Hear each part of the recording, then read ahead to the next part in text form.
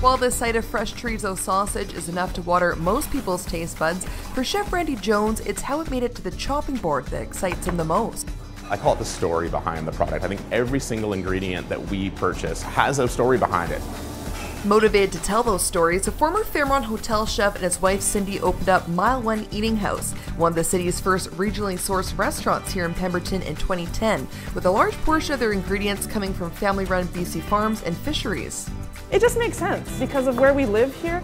I grew up in BC as well, and we've always had fresh food available to us, and it just came so naturally. Along with Pemberton's signature potatoes, the restaurant also uses Pemberton Meadows beef, North Vancouver sausages, seasonal veggies, and Vancouver Island and Okanagan cheese in their dishes. For Randy, knowing the faces and stories behind each of his restaurant's products, including its over 35 BC craft beers and wine on tap, is not only a proud feat, but one more and more customers are expecting. Today's foodies want to know more about the product. People want to know where their food comes from. They want to know those pieces that just you don't get when you walk down the aisle of a grocery store. The most common questions that we get nowadays are about meats. So they've heard about the Pemberton Meadows natural beef. They want to know where they can get it themselves. We have an awesome selection of different sausages.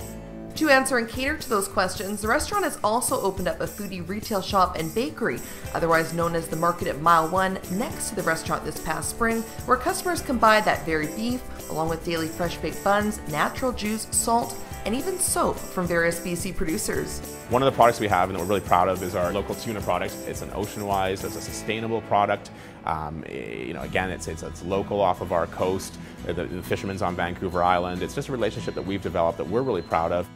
With the company now employing over 20 staff members, the hope is to offer cooking classes teaching others how to bring these very ingredients to their own table in the near future.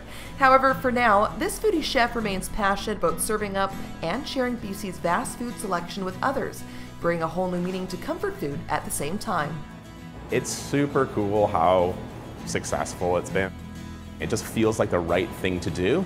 And I'll be perfectly honest, we can't do everything local all of the time. There's seasonality issues, there's price point issues, but where we can and where it makes sense, we love to have that additional piece. I think it just provides an extra level of almost entertainment within the business to know those layers of story.